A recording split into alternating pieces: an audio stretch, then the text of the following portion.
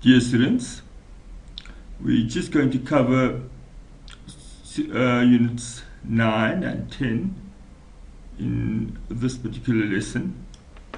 So we first deal with the demonstrative pronoun. And the demonstrative pronoun, as its name demonstrates, or shows, is used to demonstrate something. For example, this, that, these, those. And in English, in Arabic at least, we have various names for these pronouns. So, for example, you have هذا. This is incorrectly written here. You just have to take note that this is obviously the ha is first and then the. So you have هذا, which means this, and this is used for a masculine or masculine object, a singular masculine object. You have هذه, okay, which is used for female, also singular.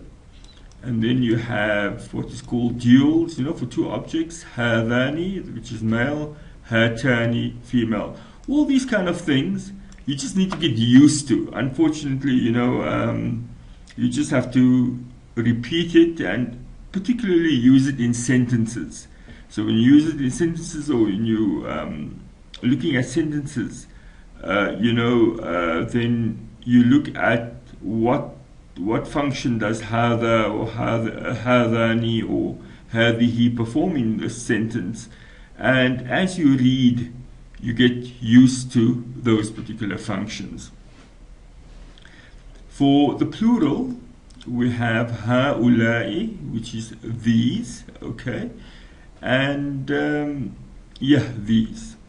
Now for that, so we have on the one hand this category here, this and these. So this is divided into singular as well as dual, and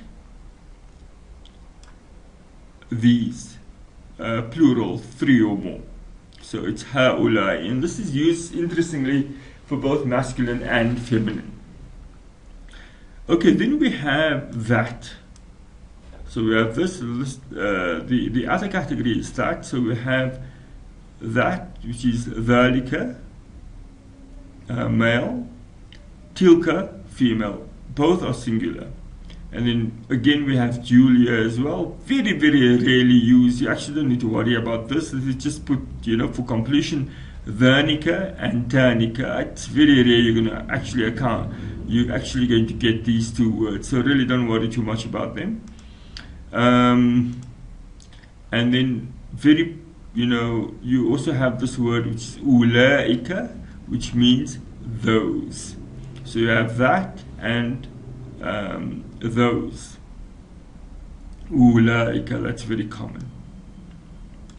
So a demonstrative pronoun can be an adjective or a subject, okay? So for example, it can tell us something about the noun, such as this table or those books, and so on.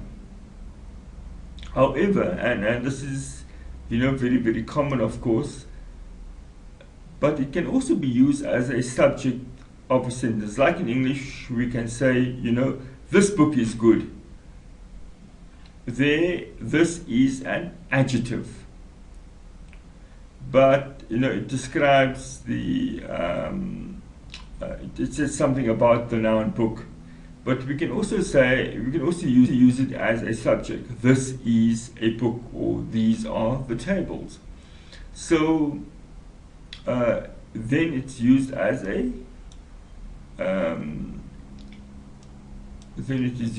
subject, as we said. Now, as an adjective, when we write this book, we simply write it like this: this book, هذا الكتاب. For example, we have the هذا, the demonstrative pronoun on the one hand. Okay, we've got this هذا, and then we've got الكتاب, هذا الكتاب. Now, when you write it as a subject, so this is quite straightforward. When you write it as a subject, we write this. هذا is a book. هذا كتاب. Okay, now remember كتاب here is indefinite, so it's a book. هذا كتاب. And the other rule, that affects a demonstrative pronoun here is that it can never intervene between it can never intervene in the state of idafa. Idafa, as we know, is the genitive. And for example, this genitive construction, Ibn al-Maliki, the son of the king. That's the genitive construction, son of the king. Now, an idafa can never come in the middle here. So we say, Ibn al-Maliki, hada, this son of the king. Okay, the son of the king. If we're going to talk about describing, the son, when we're talking about a particular son, this son of the king, Ibn al-Malik, hada. However, we are allowed to say, sorry, just to retract a bit, if we want to say the son of this king, we can say Ibn Hadha al-Malik. Okay, Ibn Hadha al-Malik, the son of this king. But if we want to say this son of the king, we've got to put the Hadha afterwards. So this means that a demonstrative pronoun for the first noun in idafa construction comes after the construction. Okay, it comes afterwards because why? Because if Ibn was before, if Hadha was before Ibn, it could read, this is the son of the king. Okay, so that of course would change the meaning. This is the son of the king. We're talking about the son of the king. So that's just a technical issue that you should kind of be aware of. And as I said, we can, though, say the son of this king, Ibn Hadha al-Malik. We can put Hadha in there if the Hadha refers to the second noun in the genitive construction. Now, remember that broken plurals also take the adjective as a feminine singular. So, we've got to just go back to that study unit whereby, feminine plurals take the adjective, a feminine adjective, a singular feminine adjective. So, for example, big cities or cities, mudunun, okay, it's plural, it's female, but its adjective must be a singular. Must be singular. So we say mudunun kabiratun. So cities, big cities. Okay, kabira is singular, even though mudunun is plural, because as we saw previously in study unit 6, we have to describe plural feminine items by a singular adjective. Now, this then also, has an impact on the demonstrative pronoun. So, for example, when we use this feminine singular demonstrative pronoun, this is the way we use it. We say, هذه مدن. These are cities. Why? Because هذه is referring to cities, but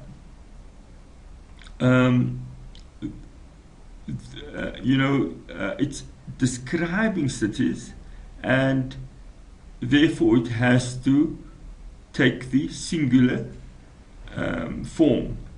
And we can say also those books, tilkal kutub. Kutub is feminine, plural, but again, because you're describing the books, it has to take a singular adjective. So you say tilkal kutub, those books. Okay, and if we want to say this is the boy, we write it as follows: هذا هو الولد. Why? Remember, if we say هذا الولد, this means this boy. If you look at C above, go back to C, we saw that previously. هذا الكتاب, this book. So we have هذا الولد, or هذا هذا الولد, this boy. And we also can't say هذا ولد. Why? Because this means this is a boy. Okay, this means is a boy. هذا ولد. We want to say this is the boy. So since we can't say هذا الولد or هذا ولد, Arabic uses the huwa in between, and we will say هذا هو الولد. Of course huwa because it's masculine, but we can also use hum, hiya, huwa, hunna. Okay, so for example we have هذه, this is the table. هذه هي المائدة.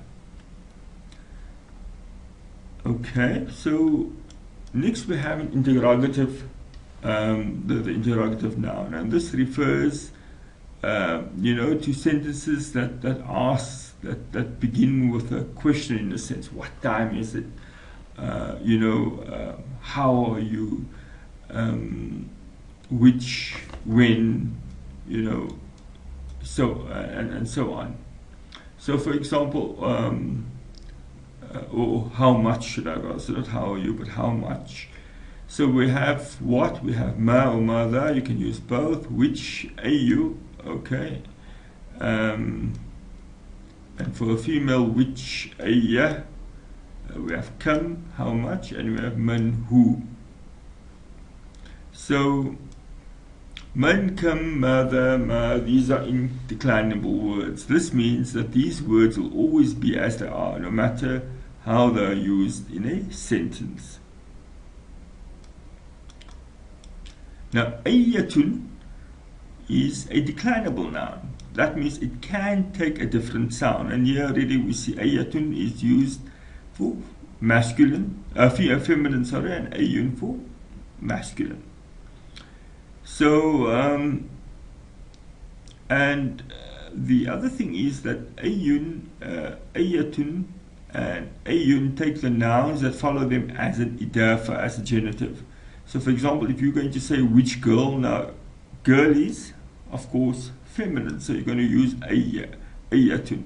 So you are going to say ayya, ayyatu, but now remember we said it's going to be used as a genitive, ayyatu bintin. Okay, which girl. So therefore that is kasra, ayya, ayyatu bintin. Okay, because it's genitive, and we know the rule of the genitive is that the second noun takes a kasra. But also ayyatu drops the dammatain, and because it's part of the genitive construction. With regard to kam, there's this also has a bit of a slight discrepancy, in that it takes the following noun as an accusative indefinite singular. So you say, for example, how many boys, you'll say kam waladan, kam waladan. How many? Kam, and then waladan. And even though you're referring to plural boys, this is an idiosyncrasy. It's accusative, so accusative is shown by the an there. Okay, it's not un, neither is it in.